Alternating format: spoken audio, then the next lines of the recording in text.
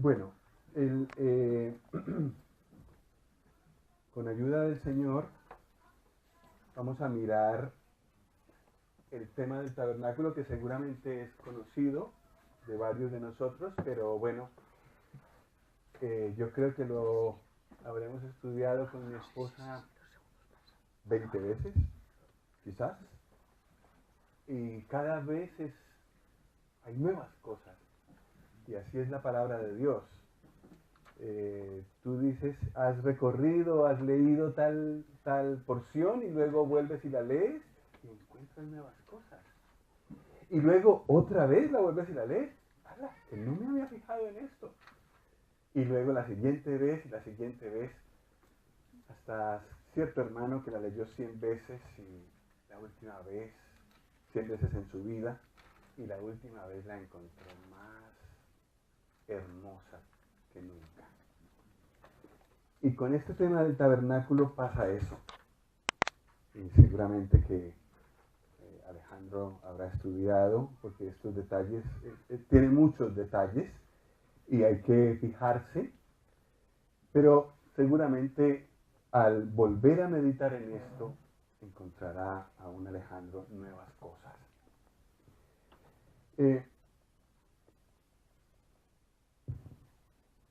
Gracias. A ver, me fijo un poco en la hora, porque si no aquí nos da medianoche, que es la costumbre de Pablo y de muchos hermanos que saben hablar. Entonces, a ver si nos limitamos un poco.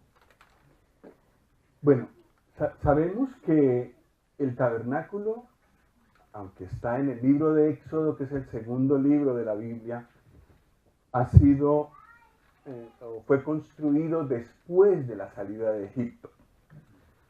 Israel salió de esclavitud de Egipto.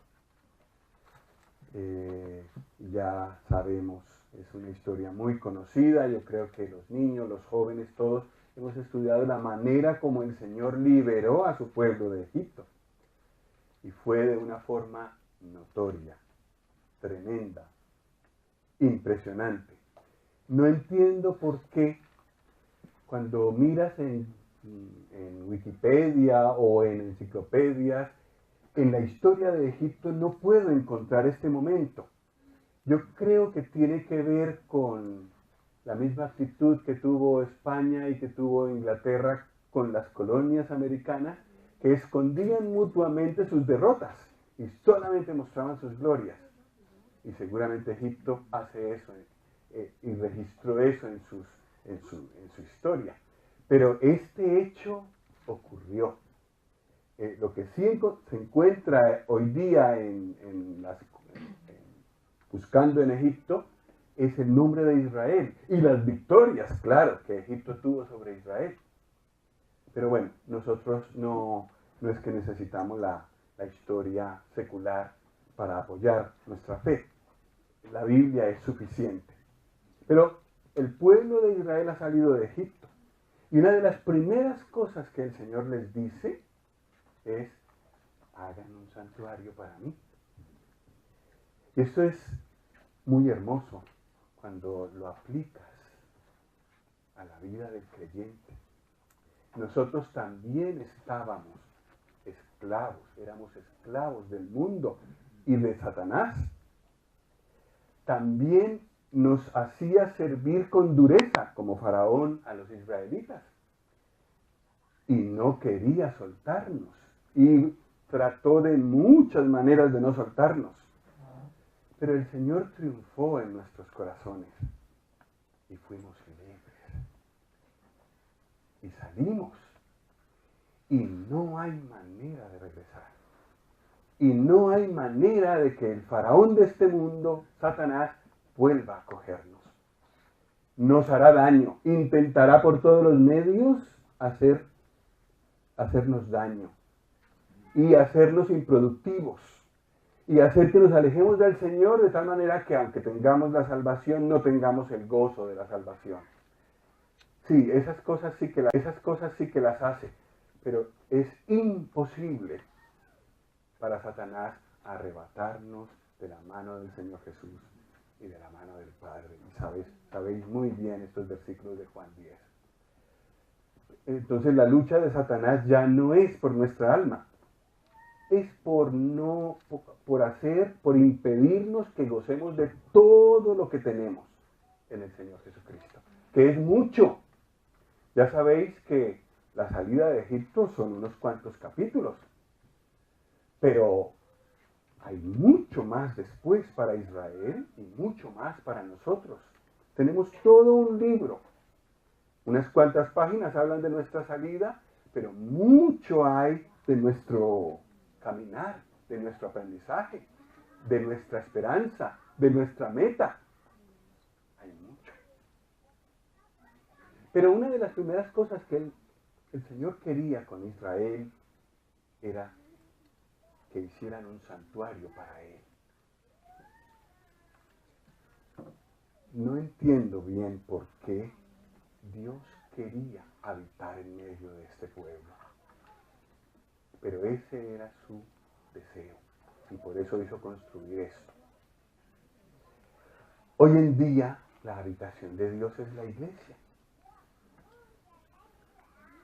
y muchas veces no caemos en la cuenta de la maravilla que es eso. El Dios Santo habitando en medio de un pueblo pecador, débil, inconstante. Y ahí sigue, porque cuando el Señor Jesús habló en Mateo 18 que donde hay 2 o 3 reunidos en su nombre, no dijo que probablemente estaría, sino que dijo con toda seguridad, allí estaré yo en medio de ellos. Impresionante que Él esté en medio de nosotros. Él nos conoce bien, y sin embargo está en medio de nosotros. Es un privilegio, una cosa asombrosa, como también era asombroso que Dios habitara en esa tienda en medio del pueblo. Vamos con la siguiente, por favor. El Señor dijo en Éxodo 25, vamos a mirar un momento allí.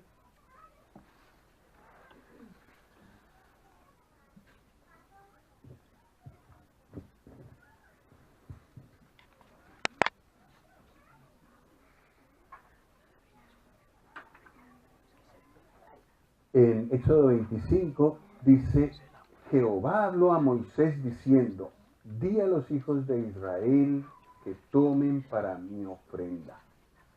De todo varón que la diere de su voluntad, de corazón, tomaréis mi ofrenda. Y entonces sigue con toda la ofrenda. Los materiales salieron del pueblo. Versículo 8, y harán un santuario para mí. ¿Y qué sigue diciendo? Habitaré en medio de ellos. Conforme a todo lo que yo te muestre, el diseño del tabernáculo y el diseño de todos sus utensilios, así lo haréis.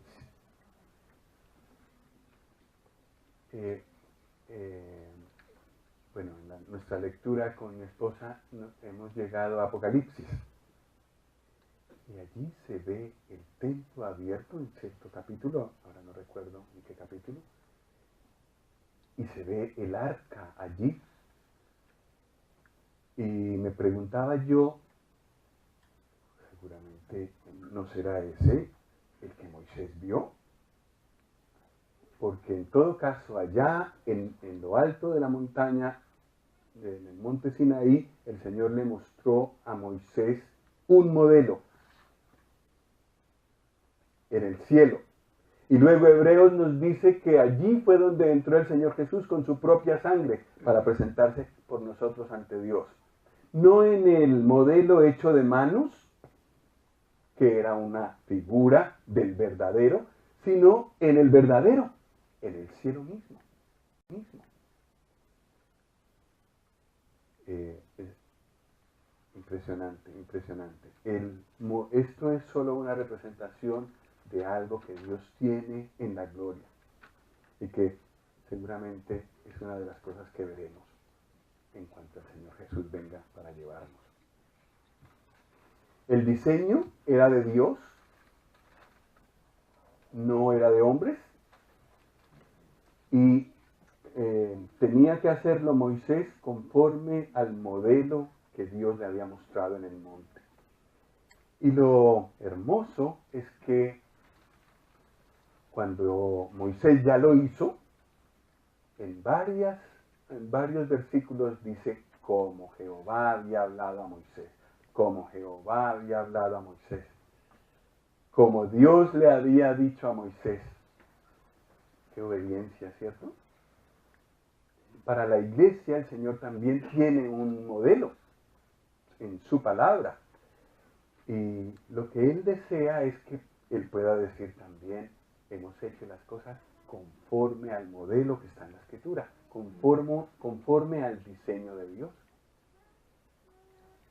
Bueno, que el Señor nos ayude en esto. La siguiente, por favor. El tabernáculo es una figura del Señor Jesús. Y esto a mí me emociona. El Señor Jesús es infinito, es el Hijo de Dios, pero es el centro de los pensamientos de Dios. ¿Cómo podemos conocer a alguien infinito? Se necesitaron 4 evangelios para darnos un cuadro, bastante completo, lo completo que juzgó Dios darnos, 4 evangelios distintos. Pero no solo eso, no solo los 4 evangelios, sino el resto de libros de la Biblia, porque el testimonio de Jesús es el espíritu de la profecía. Es decir, la Escritura nos habla del Señor Jesús y se necesita toda para poder comprender a una persona incomprensible en realidad. El tabernáculo nos da detalles de él, ya veremos. Este versículo es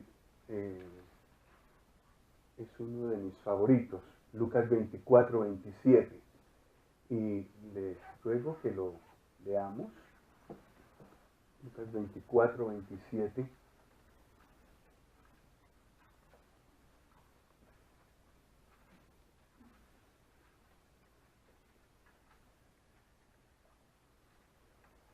El Señor Jesús está acompañando a 2 de sus discípulos a Emaús.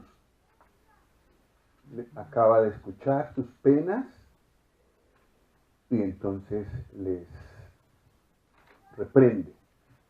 Y en el versículo 27 dice, y comenzando desde Moisés y siguiendo por todos los profetas, les declaraba en todas las escrituras lo que de él decía.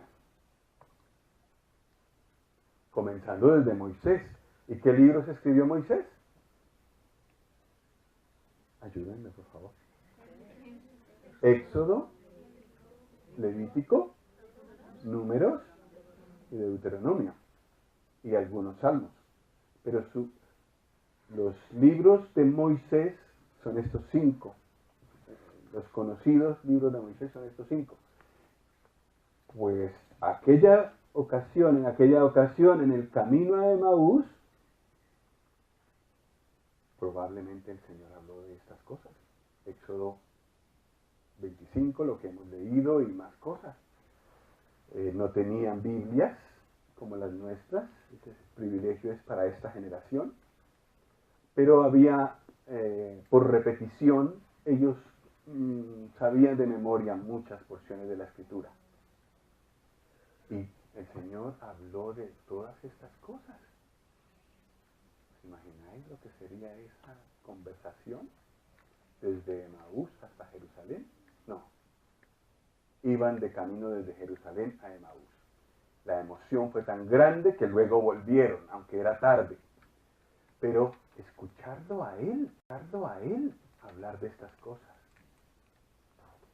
debió ser maravilloso. En todo caso, comenzando desde los libros de Moisés, el Señor explicó todo lo que de Él decían. Todo el Antiguo Testamento habla de Él. Empezando desde Moisés, claro, pero siguiendo con todos los profetas. Dice, hablan de Él. Y luego, digamos que la aplicación directa de que el tabernáculo es figura del Señor Jesús la tenemos en Juan 1:14, que es un versículo muy conocido. Es palabras de Juan, que dice, aquel verbo fue hecho carne y habitó entre nosotros. Y lo que eso significa. Lo que eso significa. El Señor Jesús, Dios mismo, Dios el Hijo, habitando en esta tierra, limitándose a nuestras limitaciones, conociendo al detalle toda nuestra vida, todo lo que vivimos nosotros, todo lo que es falta de comida, privaciones, limitaciones, todo eso Él lo conoció. Y lo que a mí me asombra muchas veces es pensar que también se sometió a la tentación. Eso es terrible. ¿Cuántas veces nos sentimos ofendidos y enfadados por la tentación? Sí, a veces cedemos. El Señor Jesús jamás cedió, pero fue tentado en todo, según nuestra semejanza. Impresionante. Hasta dónde descendió el Hijo de Dios. Habitó entre nosotros. Entre nosotros. Personas como nosotros lo rodearon constantemente. Sus discípulos no eran mejores que nosotros. Y en realidad tampoco eran mejores que los de afuera, que los no creyentes. Fue la gracia. Que Dios los llamó, que Dios los trajo hacia Él. Y que pudieron andar cerca de Él. Y es lo mismo que nos pasa a nosotros, ni más ni menos. Nosotros podemos andar tan cerca de Él como queramos. Vamos a continuar. Esta es la primera de una serie de 3 charlas sobre el tabernáculo. Y nos vamos a ocupar en cada una de las charlas de una parte del tabernáculo. La primera parte será el atrio. Y luego entraremos, nosotros sí que podemos hacerlo. En aquel tiempo el israelita medio no podía, pero nosotros sí que podemos hacerlo. Podemos entrar a esta primera parte, que es el lugar santo, y luego entraremos al lugar santísimo. En la segunda sesión, con la ayuda del Señor, veremos y entraremos aquí. Y en la tercera, también Dios mediante, nos ocuparemos del sumo sacerdote, que es todo un estudio en sí, es maravilloso. Bueno, entonces vamos a ocuparnos ahora del atrio. ¿Seguimos? Bueno, aquí se ve por dentro cómo es el tabernáculo y también se puede ver en el modelo que hizo Alejandro los diferentes muebles, ¿no? Aquí tenemos el atrio rodeado de cortinas de 2,50. ¿Cuánto tiene esto de alto, este techo? 2,5. Pues así. Entonces superaba a todos. Así era esta cortina. Y ahí adentro estaba el atrio. Luego estaba el santuario, formado por 2 partes, el lugar el lugar santo y el lugar santísimo, donde no podía entrar sino el sumo sacerdote y solo una vez al año. Bueno, vamos adelante. Aquí tenemos un poco más despejado el atrio. Y el atrio está, las cortinas que formaban el atrio o que rodeaban el atrio están en Éxodo 27. Me gustaría que miráramos esto. Éxodo 27.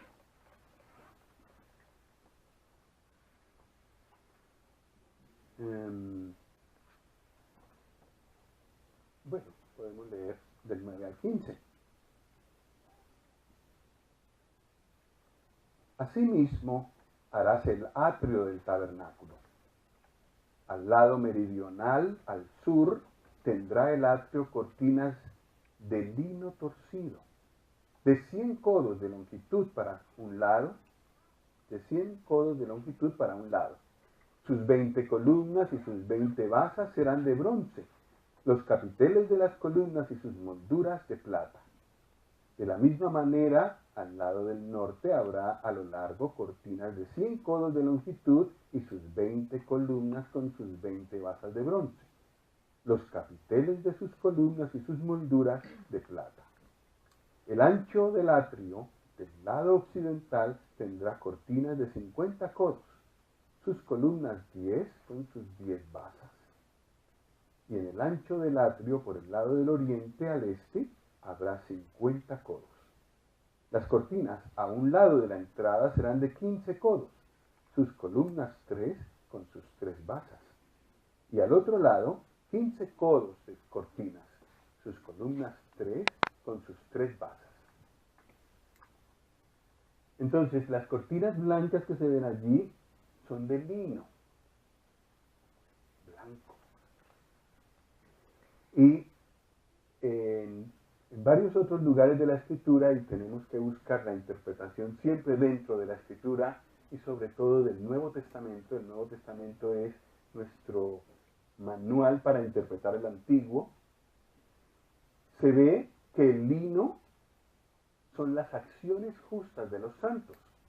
En Apocalipsis 19:8 lo pone, que a la novia se le ha concedido que se vista de lino fino, limpio y resplandeciente, porque el lino fino son las oraciones justas, las acciones justas de los santos.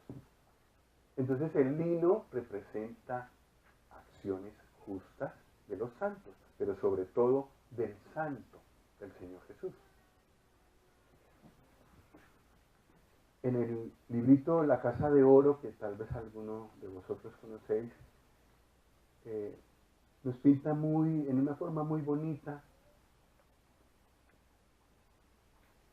la forma como un israelita se acerca al santuario. Está aquí y resulta que ve cortinas más altas que él. Y rodea y no puede entrar por ningún sitio. Es muy alto y no hay entrada sino aquí, en la puerta que Dios ha establecido y para la que Dios también dio un diseño. Y cuando mira la pureza de las cortinas de lino y se compara y mira su corazón, ve una enorme diferencia. Esas cortinas nos representan las acciones justas del Señor Jesús, su vida perfecta. Y esa vida siempre nos cuestiona. Por donde lo veas en los evangelios, siempre lo verás en situaciones parecidas a las que tú vives, pero haciendo las cosas bien, respondiendo adecuadamente, y siempre. Un caso único. Y sí, cuando ves en la Escritura la manera como el Señor se comportó, es como el israelita enfrente de esa cortina pensando, entre esa cortina tan pura y mi corazón hay una diferencia enorme. Perdona, perdona, yo no voy a poder entrar nunca a la presencia de Dios. Si la presencia de Dios está aquí atrás, ¿cómo voy a llegar yo allí? Si ni de aquí puedo pasar. Ay, no soy digno. De ninguna manera, estoy muy lejos. Pero entonces se da cuenta de que si quiere acercarse a Dios, Dios ha provisto una puerta. ¿Alguno de vosotros nos podría leer Juan 10 para leerlo de la Biblia, aunque es conocido? Juan 10, no, sí, Juan 10.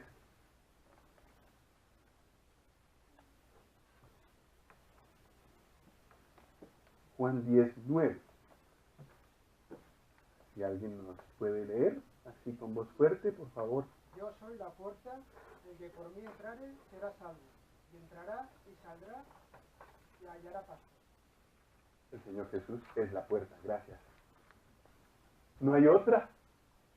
Por donde rodees la habitación de Dios, no encontrarás otra puerta suficientemente ancha, alta, no es más alta que tú, pero solo hay una puerta. Solo a través del Señor Jesús podemos entrar en la presencia de Dios. Bueno, entonces nos vemos cuestionados por la pureza absoluta del Señor Jesús. Los hombres pudieron verla, pero no podían ver su corazón. Ellos podían ver acciones, pero no corazón, no el corazón. Dios sí ve el corazón.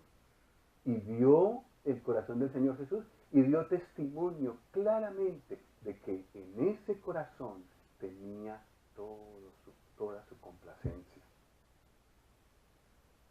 Entonces, por donde lo miremos, el Señor Jesús es sin mancha, perfecto, absolutamente sin mancha, sin pecado, completamente diferente a nosotros. Nosotros somos completamente diferentes a Él. Bueno, vamos a la siguiente.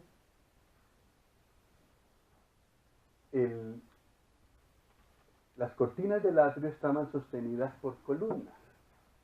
Y las columnas tenían basas de bronce y capiteles de plata. Tal vez sería bueno que miráramos los versículos que muestran el significado. Apocalipsis 1:15, vemos el bronce presente ya en el Nuevo Testamento.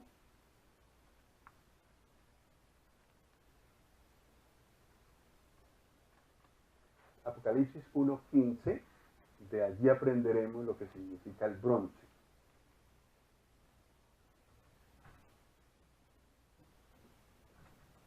El Señor Jesús se aparece a Juan en juicio para la iglesia y para el mundo.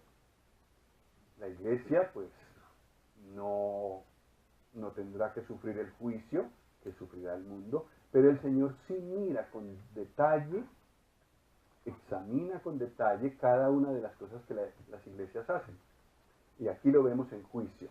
Y en el versículo 15 dice que los pies del Señor son semejantes al bronce bruñido, refulgente como en un horno, y su voz como estruendo de muchas aguas.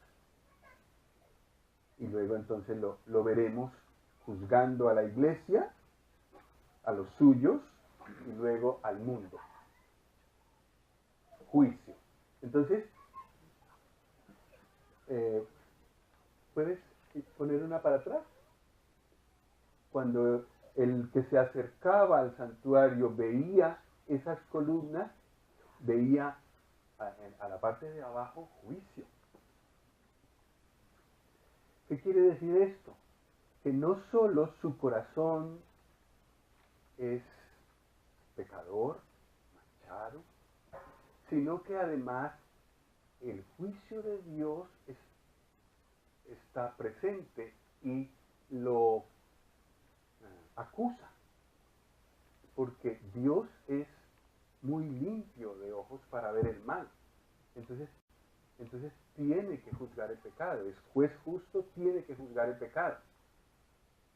Y a esto se enfrenta un israelita que quiere acercarse a Dios. Y hoy en día es lo mismo. No solamente la Biblia nos dice que hemos pecado, sino, no solamente nos dice eso, sino que también hay un juicio contra el pecado. Dios hará un juicio contra el pecado. Y para nosotros los creyentes eso está muy claro. Habrá un juicio al final y toda obra de los hombres vendrá a juicio. No solo que no llegamos a la medida de Dios, sino que habrá un juicio. De eso habla el bronce. Vamos a la siguiente y miremos qué significa la plata que estaba en la parte de arriba de cada columna. Éxodo 30. Éxodo 30, versículo 11.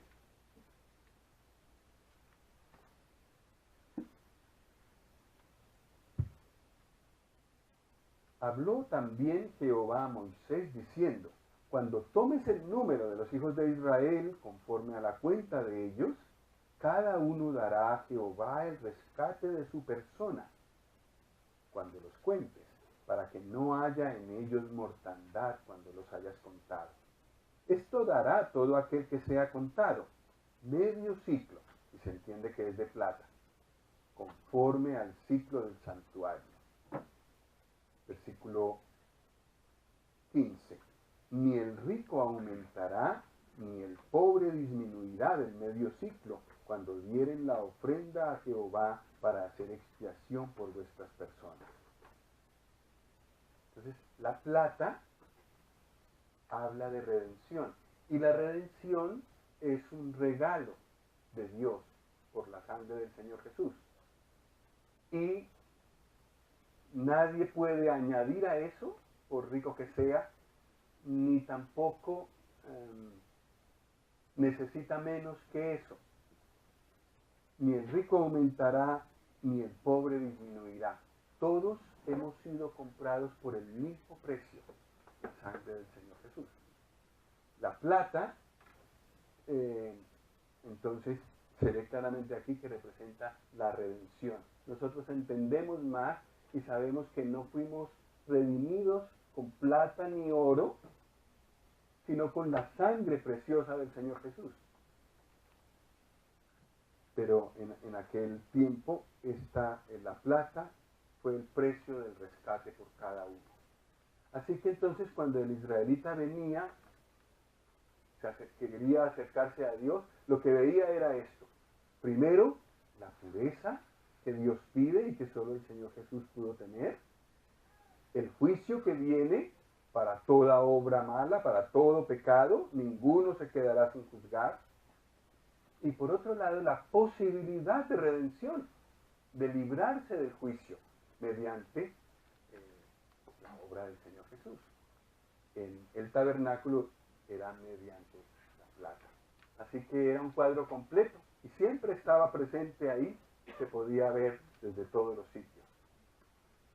Pureza, santidad de Dios, juicio, pero a la vez un rescate. Bueno, continuemos porque llegamos a la puerta de la que ya hablamos un poco. Tiene también columnas parecidas, así que está hablando el mismo lenguaje de las cortinas blancas. Las columnas tienen plata como capiteles y basas de bronce abajo. Y entonces ahora tenemos la puerta. La puerta, muy ancha, la tenemos en Éxodo 27, 16, un solo versículo.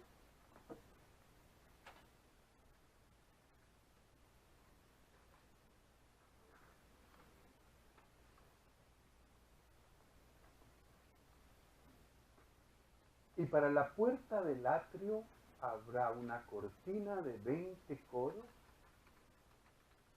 de azul, púrpura y carmesí y lino torcido de obra de recamador. Sus columnas 4 con sus 4 basas. 20 codos. El codo es la distancia entre el codo y la punta de la mano. Alrededor de 50 centímetros para no... A los matemáticos no les gustará mucho esto. Pero podemos decir medio metro para un codo. Así que si era de 20 codos, ¿tenía cuánto de ancho? 10 metros. Suficiente para cualquiera que quisiera entrar. Pero eso sí, solo se podía entrar por ahí. Como hoy en día no hay manera de acercarse a Dios sino por el Señor Jesús. Donde lo busques, cualquier religión, lo que sea, si falta el Señor Jesús, olvídate, no podrás llegar a Dios. Dios solo ha dado una persona, una sola puerta, un solo medio para acercarse a Él. Es el Señor Jesús. La puerta. Alejandro, ¿puedes pasar?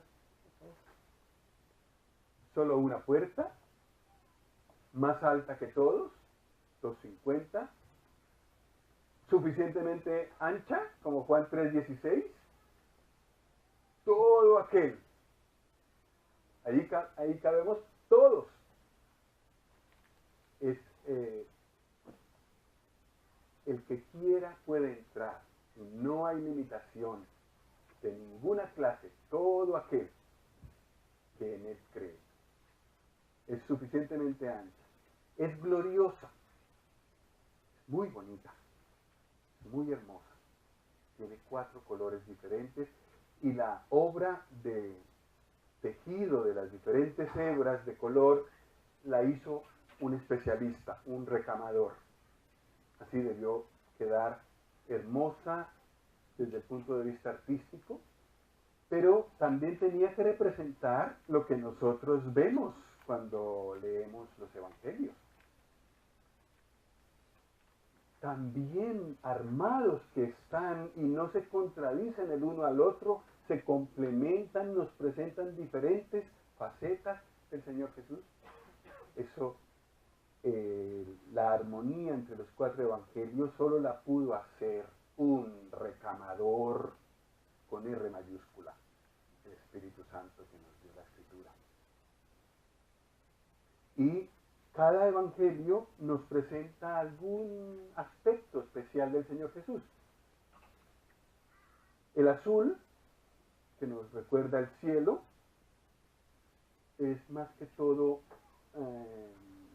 es decir, nos representa al Señor Jesús como el que vino del cielo, como el Señor del cielo. Juan es el que se ocupa más de él de esta manera, como hijo de Dios, venido del seno de Dios hacia nosotros. El púrpura es un color costoso, muy utilizado en los tronos reales, gentiles, no judíos, y muchos creyentes han visto de esa manera tratado al Señor Jesús en Lucas, como hijo del hombre, como hombre en general, como rey de reyes general, de todas las naciones. El carmesí es un color que se puede ver mucho en la descendencia judía, en varios lugares, como Rahab, recordáis el cordón de grana, que era una muestra de que ahí vivía Rahab, y ese fue el único sector del muro de Jericó que no cayó, la casa de Rahab. Y Rahab está en la genealogía del Señor Jesús, pues por pura gracia, porque buena no era. El grana, el color rojo, el carmesí, nos recuerda la realeza, la línea real de Israel. Nos muestra al Señor Jesús como rey, que es el tema de Mateo. Y luego el lino, que nos muestra la pureza, ya lo hemos visto. Algunos ven en eso la manera como Marcos trata al Señor Jesús, como fiel y obediente siervo de Dios. Pues 4 colores entretejidos y eso formaban la puerta. ¿Puedes ir una atrás, por favor? Por favor. Y ahí se ve una obra especializada, pero todo tejido el uno con el otro, una sola unidad, pero con los 4 colores, los 4 aspectos. Vamos con el siguiente, y uno más. Cuando una persona se decidía a entrar, tenía que venir con un sacrificio. ¿Puedes ir una atrás, por favor? ¿Otra? Aquí se ve a una persona que quiere entrar. Estos deben ser los animales de otra persona que quiere entrar y es la única manera como pueden entrar para poderlos ofrecer aquí en el altar del sacrificio. Pero Dios había dicho un cordero o un becerro en algunos casos, no un asno, no un burro. Y esta persona quiere entrar un burro para ofrecerlo por sí mismo. No. Dios ha dicho un cordero, un animal limpio, que represente a su hijo apropiadamente, no un asno. Entonces el sacerdote está tratando de hacerlo entrar en razón. Perdona, aquí no puedes entrar con ese animal, es un animal inmundo. Lee las escrituras. Tienes que entrar como Dios ha dicho, con un cordero, que represente al Cordero de Dios.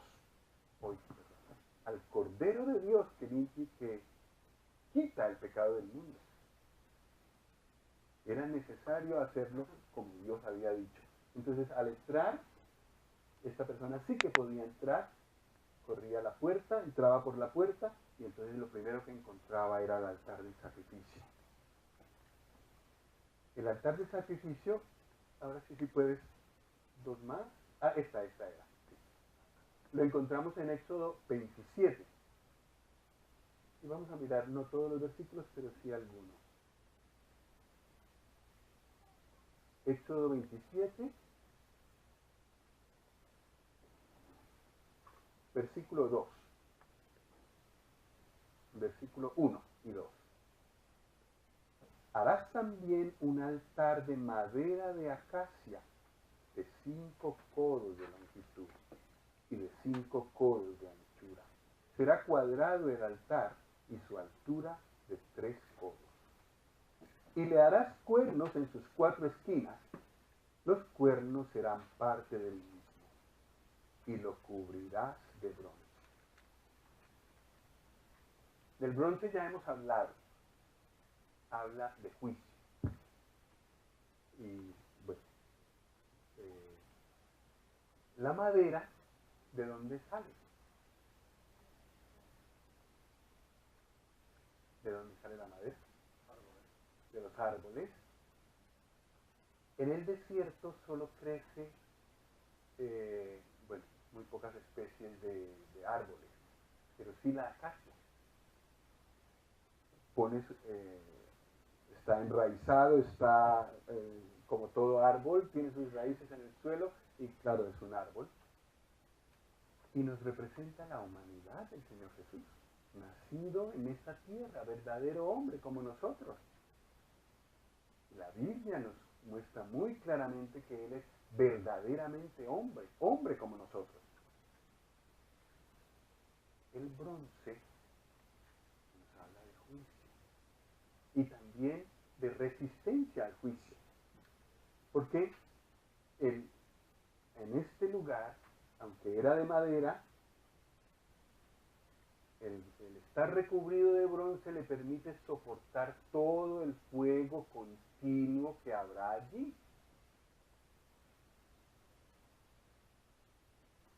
¿Quién sino el Señor Jesús?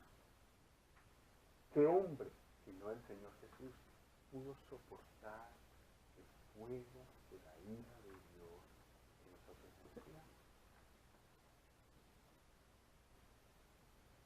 El fuego de la ira de Dios. Dios lo dolor más fuerte, fuerte del Señor Jesús en la cruz no fueron sus clavos en las manos, en los pies. De eso no le oímos a él decir nada. Seguramente fue muy fuerte, lo sabemos. Pero lo que sí dijo él fue: Dios mío, ¿por qué me has desamparado? Dios lo desamparó a él porque estaba cargado con todos sus pecados, con todos nuestros pecados.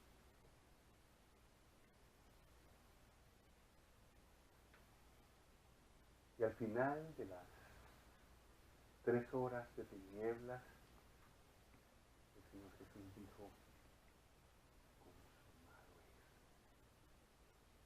cumplido está todo, hecho está, no hay nada que añadir. En esas 3 horas de tinieblas, todos nuestros pecados fueron pagados, uno por uno, uno por uno, uno por uno, por el Señor Jesús. Pero ¿quién, si no solo Él, podía hacer eso? Verdadero hombre como nosotros, que le dolía, que se cansaba, todo. Pero solo Él pudo resistir ese suplicio. No solo el físico, sino también la aflicción de su alma, que es de lo que Isaías 53 habla, que fue inmensamente mayor que el dolor físico. Y este altar nos habla precisamente de Él en la cruz. Entonces, lo primero que un pecador, cuando viene al Señor Jesús, encuentra, lo primero que encuentra es la cruz de Él. No hay manera de seguir adelante para acercarse a Dios sin pasar por la cruz. Y qué bueno, qué maravilloso, qué privilegio los que ya hemos pasado por ahí, por la cruz, y hemos entregado nuestra vida al Señor Jesús. No sé si alguien aquí no lo ha hecho todavía, pero quizás es la ocasión que el Señor ha buscado para llamarlo. También para ti hay la oportunidad, pero tú debes decidir. Y el Señor, cuando tú decidas entrar por la puerta, que es el Señor Jesús, entregarle tu vida al Señor Jesús, lo primero que vas a encontrar es su cruz. Y en su cruz, todos tus pecados pagados. La paga del pecado es muerte. ¿Y qué hizo el Señor Jesús en la cruz? ¿Por cuáles pecados? ¿Los suyos? No tenía. Los míos, tuyos. Esos fueron los que llevaron al Señor Jesús a la cruz. Nosotros, todos, colaboramos en la crucifixión del Señor Jesús con nuestros pecados. No con uno ni dos. Pues, esto es lo maravilloso de este altar. Y antes de seguir, escuchamos esas palabras de paz nos dan. Consumado es. Todo está pagado. El Dios santo, puro, ya no reclamará más. Todo está pagado. Lo hizo el Señor Jesús. Ahora nos queda todo un camino por recorrer, pero ya como salvados, ya como limpios, ya como redimidos. Cuando en la cruz el Señor Jesús dijo: consumado es, así quedó. Completamente lista, completa, perfectamente completa la obra de redención por cada uno de los creyentes. Una maravilla contemplar esto. Vamos, la siguiente. Aquí vemos en operación el altar del del holocausto, se llamaba el altar de bronce, y hay todo un estudio que seguramente alguno de vosotros ha hecho sobre las diferentes ofrendas. La obra del Señor Jesús, aunque a nosotros nos parece pues una cosa sencilla, tiene muchos detalles y necesitamos todo el libro de Levítico para entenderla. Vale la pena, vale bien la pena informarnos de todos esos detalles, de las ofrendas, de las diferentes ofrendas que se traían en ese altar. Pero en ese altar lo que encontramos, más ni menos, es la cruz del Señor Jesús. Vamos con la siguiente.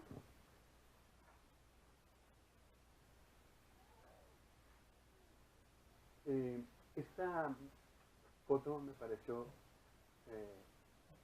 muy ilustrativa de lo que hacemos o de lo que hace una persona cuando llega al Señor Jesús.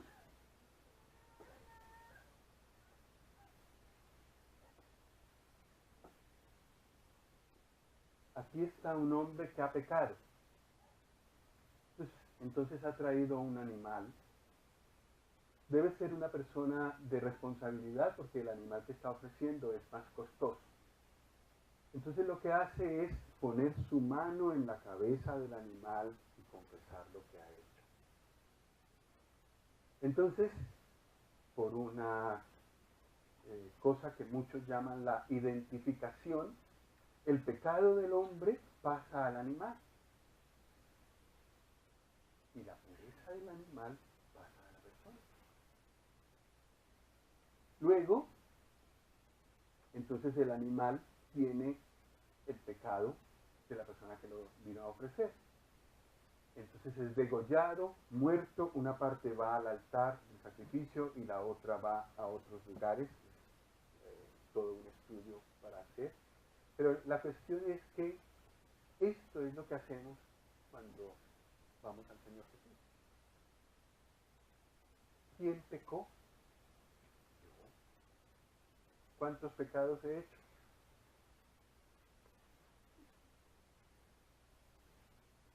No tengo cifra para eso. Y eso de los que me acuerdo. Pero hay muchos de los que no soy consciente o que no me acuerdo. Y la Biblia habla de que el Señor Jesús perdona todos los pecados. Entonces yo he pecado y vengo a donde Él y es como cuando le digo, Señor, creo que moriste en la cruz por mí. Es como si yo pusiera mis manos sobre su cabeza y todos mis pecados pasaran allá. En realidad eso fue lo que pasó. Él murió sabiendo, aunque yo no había nacido, sabiendo todo lo que yo iba a hacer. Y lo cargó y lo pagó. Yo pequé, Él fue puro y mis pecados fueron cargados sobre Él. ¿Y yo? ¿Qué pasó conmigo? Él pagó mis pecados y entonces su pureza, de la que no tenemos ninguna discusión, pasa a mí por el maravilloso proceso de la justificación que Dios hace de cada creyente. Entonces lo que Dios ve ahora cuando ve a un creyente no es una persona como las otras, llenas de pecado y de mancha. Ve a una persona justa. El libro de Romanos lo dice, no yo. Dios ve una persona justa, limpia, como si no hubiera pecado. En la cruz pasó eso. Yo le pasé mis pecados a Él y Él me pasó su justicia a mí. Y Dios contempla en este mundo tan oscuro,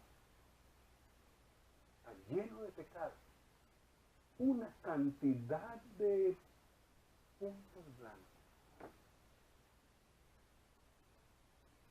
que satisfacen perfectamente su santidad. Son los creyentes. Maravilloso. Gracias a esto que también es una idea de Dios, la justificación. La identificación para pasarle los pecados y la justificación para pasar la justicia del justo al pecador. Vamos con la siguiente. La fuente de bronce es el último mueble que tenemos en el atrio. Esto también es muy hermoso. Aquí solo se habla de personas que han pasado por la cruz y personas que han escuchado el consumado es aplicado a su vida y a su corazón. Ahora nos queda todo un camino por recorrer y ahí necesitamos la fuente de bronce. La fuente de bronce la encontramos en Éxodo 30. Vamos a leer un momento.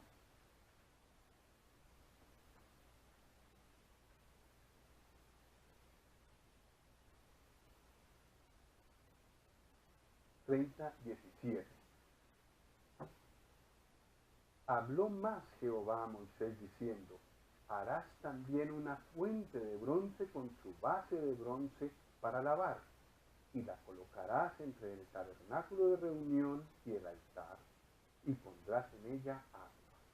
Y de ella se lavarán a Aarón y sus hijos las manos y los pies. Cuando entren en el tabernáculo de reunión se lavarán con agua para que no mueran. Y cuando se acerquen al altar para ministrar, para quemar la ofrenda encendida para Jehová, se lavarán las manos y los pies para que no mueran, y lo tendrán por estatuto perpetuo él y su descendencia por sus generaciones.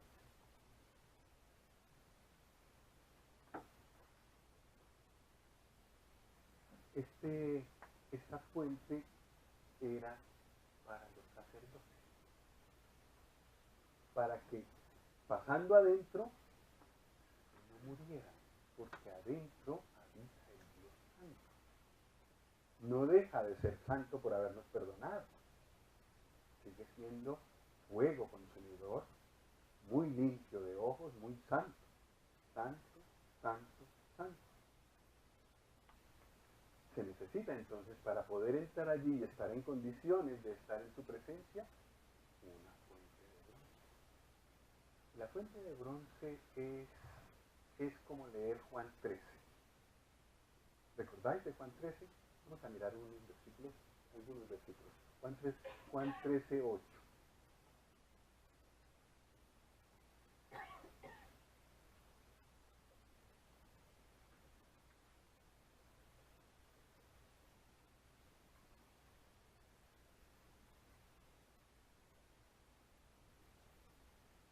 Bueno, sabéis que el Señor se quitó su manto, cogió una vasija, le puso agua, se ciñó la toalla y entonces fue a lavarle los pies a los discípulos. Y en el versículo 8, Pedro le dice: no me lavarás los pies jamás. Jesús le respondió: si no te lavare, no tendrás parte conmigo. Le dijo Simón Pedro: Señor, no solo mis pies, sino también las manos y la cabeza. ¡Ay, qué paciencia la del Señor con ese hombre! Pero el Señor tomó ocasión para explicarnos algo más. Jesús le dijo: el que está lavado no necesita sino lavarse los pies, pues está todo limpio, y vosotros limpios estáis, aunque no todos. Y eso lo dijo por Judas, que no era creyente. Los que habían recibido al Señor Jesús estaban limpios todos, pero necesitaban lavarse los pies. Y bueno, Éxodo añade también las manos. Con las manos hacemos cosas, con los pies caminamos en este mundo y quieras que no te contaminas. Entonces necesitas un tiempo delante del Señor para que Él use su agua, la palabra de Dios. La palabra de Dios es el agua que limpia al creyente, para que los pensamientos que se han desviado o que se han contaminado porque estamos en este mundo y salimos allí, salimos allá, vuelvan a estar donde deben estar. Y en ese sentido es que la palabra nos limpia. Y por eso, así como lavamos permanentemente nuestras manos para que lo que hacemos quede limpio y no se mugre. Así necesitamos también lavar nuestro corazón. Y por eso es necesario leer la palabra diariamente. Porque la palabra nos reconduce, nos limpia. Estamos en el mundo moviéndonos, escuchando cosas, viendo cosas. Necesitamos un momento cada día, idealmente cada día, para ponernos en la presencia del Señor, de su palabra, y en esa comunión con Él, que nuestra cara, que nuestro rostro que se ha desviado, vuelva al camino, vuelva a mirar a Él. Si no, no hay comunión con Él. Si dejamos cosas pendientes, pecado en todo caso, pero también cosas de este mundo, no necesariamente pecados, pero cosas que nos contaminan la manera como este mundo piensa. Si eso nos llena, entonces nuestra comunión, lo que el Señor le dijo a Pedro, si no te lavare, no tendrás parte conmigo. Entonces yo voy sintiendo al Señor como lejos, no me habla a mí. Qué raro, y hay un hermano en la reunión que habla como si estuviera andando de la mano con el Señor siempre. Y a mí, ¿qué me pasa? ¿Qué pasa que el Señor conmigo? No. En muchos casos se trata de esto, de la descuido que pasa cuando el Señor no está atacándonos, lee, ora, sino que Él espera. A veces uno lo deja en el último lugar y entonces uno se va alejando de Él. Él no, de nosotros. Nunca te dejaré, dice. Pero nosotros sí de Él, lo dejamos. Vamos más lejos, más lejos. Necesitamos volver a la palabra. Nos reunimos y leemos la escritura, un hermano nos muestra la escritura, comparte un versículo, voy siendo limpiado. Yo lo noto. Al salir de la reunión yo noto que el Señor algo me ha tocado, algo me ha dicho que no, que lo tengo que sacar, que lo tengo que confesar. De esa manera mi comunión con Él es estrecha. De eso nos habla la fuente de bronce. Notemos que estoy cambiando de voz. Notemos que el material es bronce. ¿Y el bronce de qué habla? De juicio. El Señor nos señala lo que no está bien. No hay juicio para perdición para un creyente. La perdición, mi castigo, el Señor ya lo tomó todo. Pero sí necesito permitir que su palabra me muestre lo que no está bien para ajustarlo y entonces tener comunión con Él. Si no te lavares, no te lavares. Y lo que el Señor tiene para nosotros más adentro, todo lo que tiene que mostrarnos en la comunión con Él para permanecer día y noche a su lado, porque hay mucho para hacer. Entonces, cada uno de nosotros está en alguna posición o está fuera de la puerta. En este caso el Señor lo invita a entrar y ver la cruz y ver en la cruz todo su pecado pagado.